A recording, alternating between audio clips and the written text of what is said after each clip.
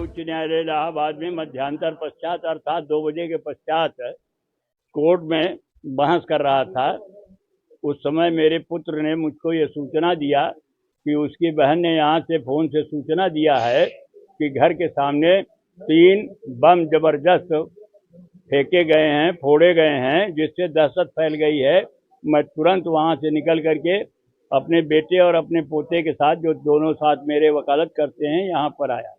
आने के बाद देखा तो फोरेंसिक वाले थे, वहाँ निशान लगाया है और स्प्लिंटर इकट्ठा करके गए हैं और ये बताया कि वो यहाँ से बम मारता हुआ आगे भी बम फेंकता हुआ चला गया है। एक 22, 23, 24 साल का लड़का था, झोला लिए हुए था, उसमें बम था, उससे बम निकाल करके हाथ में लिए हुए फेंकता जा रहा था। फेंका है। उद्देश्य क्या था उसका? अब उद्देश्य तो उसका जब पकड़ जाए तब वो बता सकता है उद्देश्य था, मगर मुझे ऐसी आशंका है कि मुझको आतंकित करने के लिए, डराने के लिए ये है बमबाजी की गई। किस चीज से, किस वजह से? मैं जिससे कि अतीक अहमद का वर्तमान समय में जो आप लोगों के सामने है कि उनकी और उनके परिवार की और उनके साथियों की वकालत कर रहा हूँ।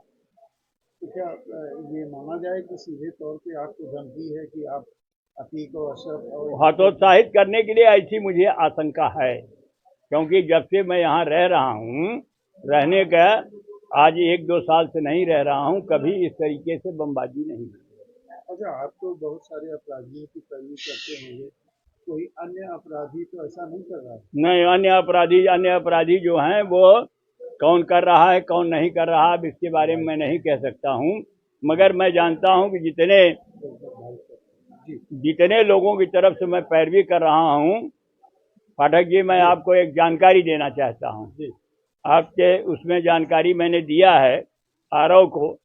मैं इलाहाबाद उच्च न्यायालय के माननीय न्यायमूर्ति श्री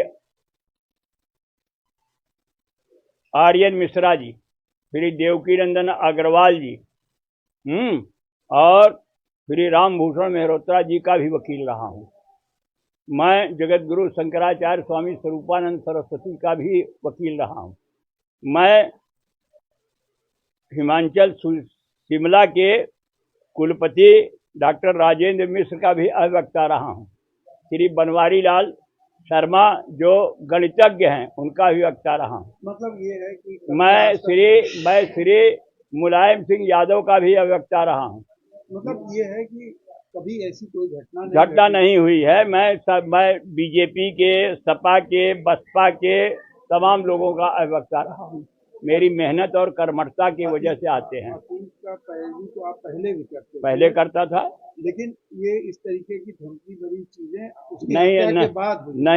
नहीं आई थी। एक बार आई थी पुलिस ने, उसके बाद पुलिस ने इस तरीके की हरकत किया था। उस समय मैंने जा करके माननीय न्यायमूर्ति श्री मार्कंडेय काटजू की खंडपीठ के समक्ष और माननीय न्यायमूर्ति श्री वशिष्ठ चतुर्वेदी के समक्ष कहा कि अब हम लोग वकालत नहीं कर सकते हैं।